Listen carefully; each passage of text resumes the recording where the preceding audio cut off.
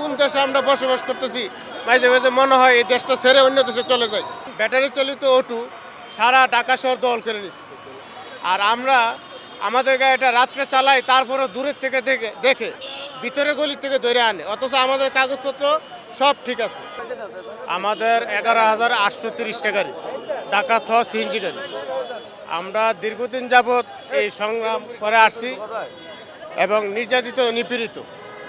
আমাদের জীবন একটা, আমরা যে কিভাবে বেঁচে আছি এই বিষয়ে বিআরটি এবং সচিবালয় বা বিগত সরকার, গ্যাসের সরকার, নতুন সরকার কে এটা অবগত না।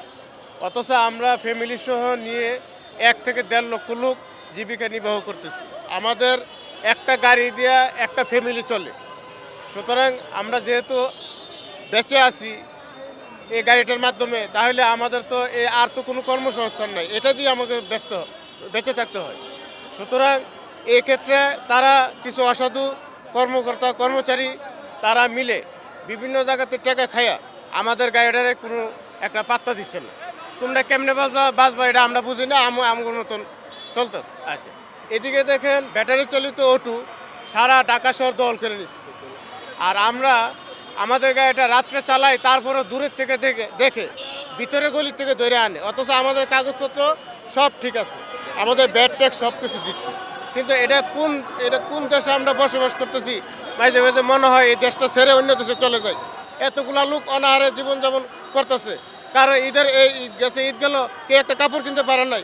এটা দেশের মানুষ দেখতেছে না। আমরা তো সবসময় স্মারকলিপি দিয়ে আসছি, প্রধানমন্ত্রীকে অবগত করে আসতেছি, আমরা সাংবাদিক সম্মেলন করতেছি, আপনাদের মাধ্যমে পৌঁছে দিতেছি বিভিন্ন খবর। তারপরে তারা কোনো খোঁজখবর নিচ্ছেন না, তারা এই বিষয়ে কোনো পদক্ষেপ নিচ্ছেন না। আজকে গেলে কয় কালকে আসেন, কালকে গেলে কয় পরশু দিন আসেন, এভাবে মাসের পরে মাস ঘুরাইতেছে, বছরের পর বছর ঘুরাইতেছে।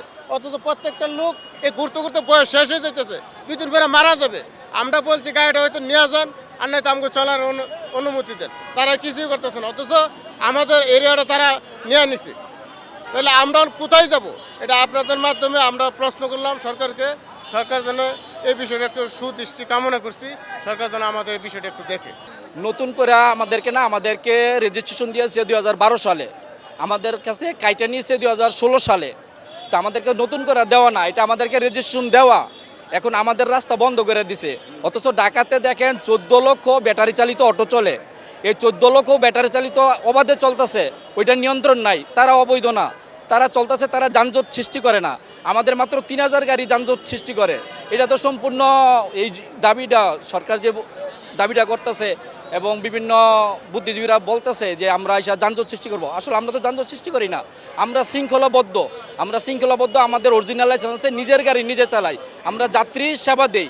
মেট্রো গাড়ির ভাড়া অধিক চাই, আমরা সীমিত অর্ধেক ভাড়ায় নিয়ে যাই।